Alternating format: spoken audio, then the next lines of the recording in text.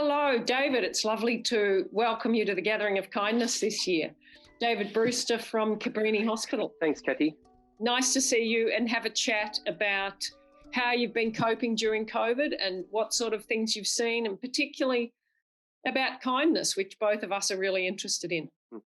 Oh, thanks, Cath. It's been a really, obviously, an interesting and at sometimes stressful year for all of the staff, not just in the intensive care, but in other parts of the hospital too, the respiratory wards and the operating theatres and the emergency departments here. We've worked really hard at Cabrini this year to make sure that kindness is amongst us in our workplace. Obviously, we've got our Kindness Works here, posters all around the intensive care from HUSH from last year. But specifically this year, they've probably drawn more attention than they have in previous years. We got our first. We got one of the first COVID patients in Melbourne back in March when the first wave started. And from that point onwards, I think everything really changed in the workplace, and we saw the staff anxiety start to manifest, which I think you and I mentioned in our paper to the MJA earlier in the year about the clinician and healthcare worker anxiety that came when we didn't truly understand how the pandemic was going to play out and how serious an illness it was.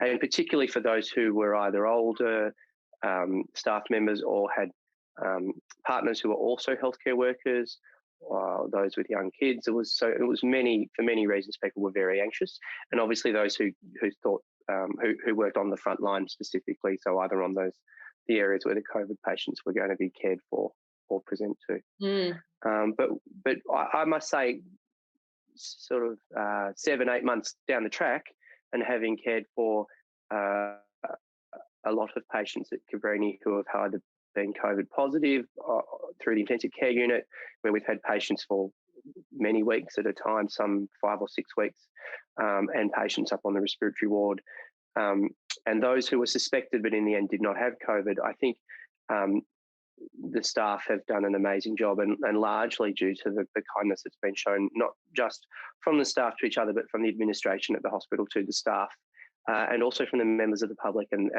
the patients themselves, and the poor family members that at times have been restricted from visiting. So these were some of the things that we were talking about in that article in the MJA, that organisations looking after their staff was going to be so important, and also that teamwork was going to be able to flourish with people treating each other with kindness and looking out for each other. Well, absolutely. I think what we've noticed at our hospital is that the administration have become incredibly engaged in communication with the staff. So from the CEO down, there was at times daily video updates where they would get in front of a camera like this and talk to the staff. We've seen our CEO and chief executives coming in on weekends and addressing the staff and the patients. And also they've been very reactive to what at times was extremely confusing advice coming from government about PPE usage, where it was changing every day, and obviously concerns through the media about supply.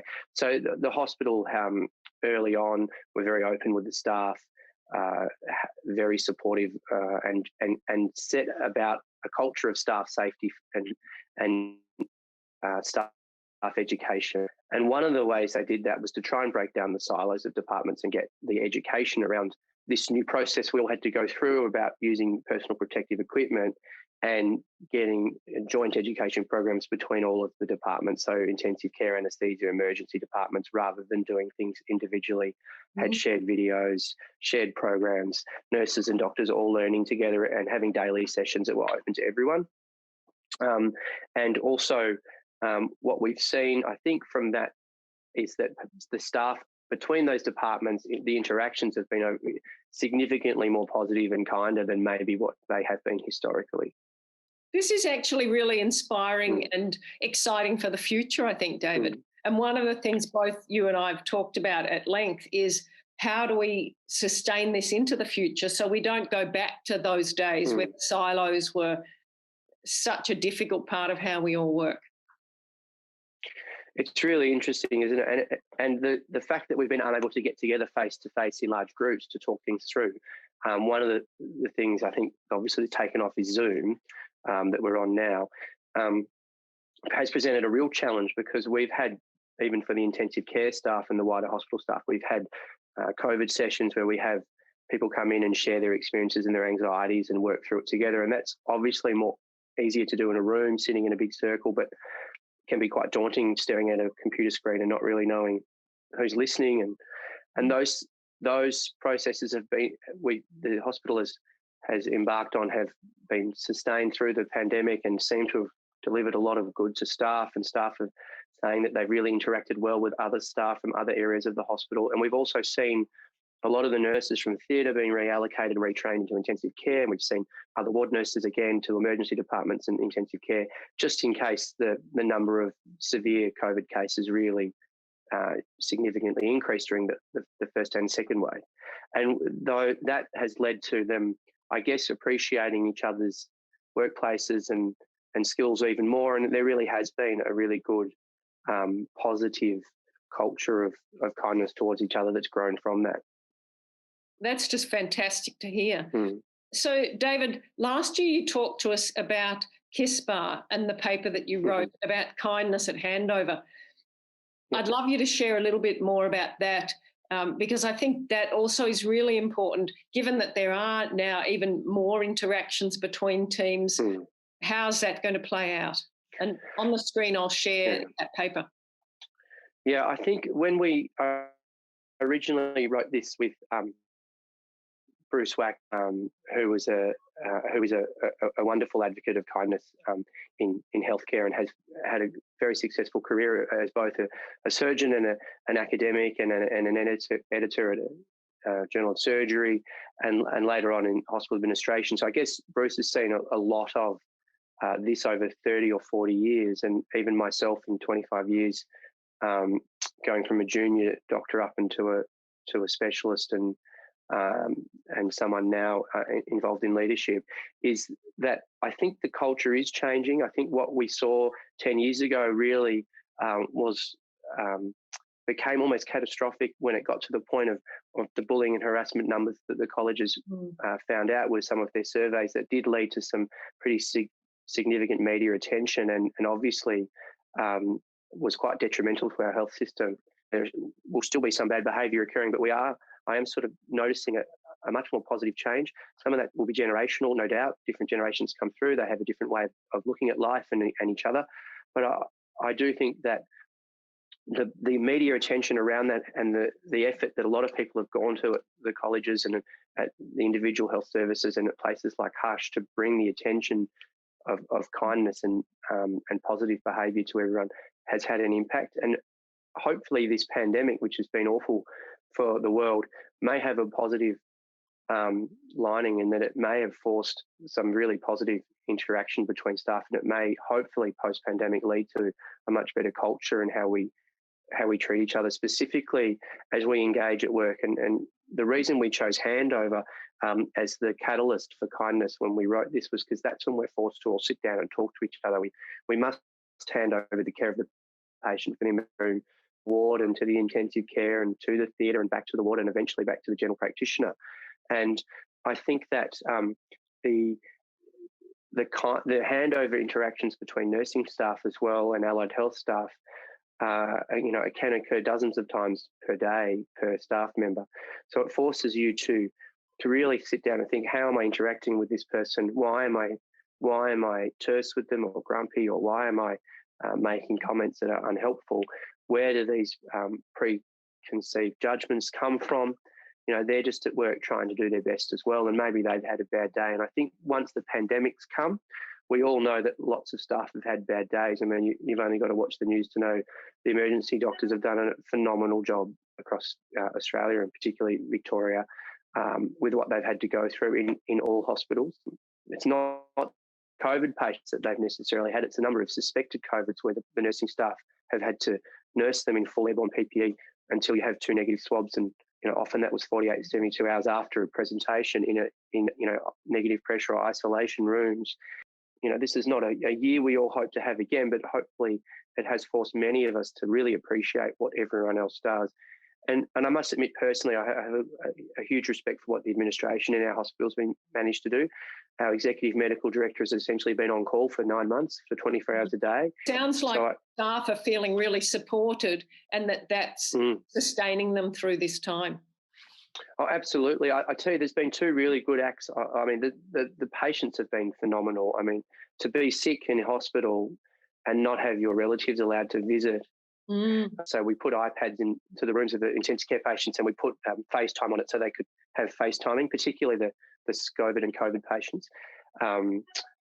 But also beyond that, we had a lot of the local primary schools. So my son's one in particular would write letters to the staff, and so they would write thank you letters to all the staff from 6 and 7-year-old kids and draw pictures, as I'm sure you're used to at the children's, and having those up on the wall, in the intensive care and up on the respiratory wards, it's been a real uplifting sight for the staff, just to show that they really are appreciated. We've had local companies, supermarkets, chocolatiers, whose family have been cared for in our hospital, some who haven't, but just the skincare companies that have just been dropping off, thousands of dollars worth of gifts for the healthcare workers, just to say thank you, from boxes of chocolates to little hand creams, just so that, and it all adds up over time. And it all makes a difference to the staff morale and to the patient's morale. Something that huge difference. Hush has been doing in collaboration with some of our musicians. The musicians from home are doing the most beautiful recordings of their Hush music, and then we're sending it to the iPads of patients and families in various hospitals. It's uplifting. That's fantastic, yeah. These are the sort of things that we really need at this time, and it brings the value of the arts and creativity and our kindness up to the fore. It's really interesting, because it can be a really lonely experience being a COVID patient. Many of them have spent a month in hospital, some much longer, in a room, no one allowed in, except for nursing staff who come in all this stuff that they can't actually recognise who it is underneath the mask and the goggles and the gown and the hat. And so in anything we can do to try and get them through what must feel like a really almost prison sentence for a lot of them. And the ones that we've had that have spent long time in intensive care and have since got better and gone home, have all been ringing and wanting to revisit and just say thank you. Because they really, even having spent months in hospital, they have appreciated the work that the healthcare workers have done for them. And they are extremely grateful. I think that's all the nursing staff really need, and the medical staff need at the end of the day, is just to feel appreciated. Yeah. And I think this year most healthcare workers would feel appreciated. You would hope. David, it's been fantastic talking to you as always, and we could go on for a long time. I know you've got a lot on your plate and an operating list this afternoon. We could talk all day, but I must admit it's a really important topic, and I'm really keen to see how we go over the next 12, 24 months, and particularly as we move out of the pandemic, about whether we do get some really positive feedback from the staff that we really do have a substantial change in culture, and that the workplace is something that has become a really positive experience for many. That's fantastic. And I think as next year goes on, you and I can keep in touch, and we'll keep on checking in, because I think that different type of a future really has got some possibilities and is the good news story out of COVID. Yeah, I hope so.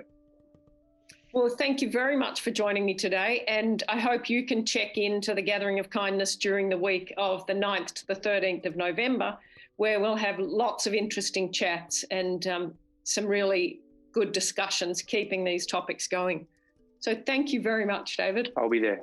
Thanks. Thanks, Cath. Bye. Cheers, bye.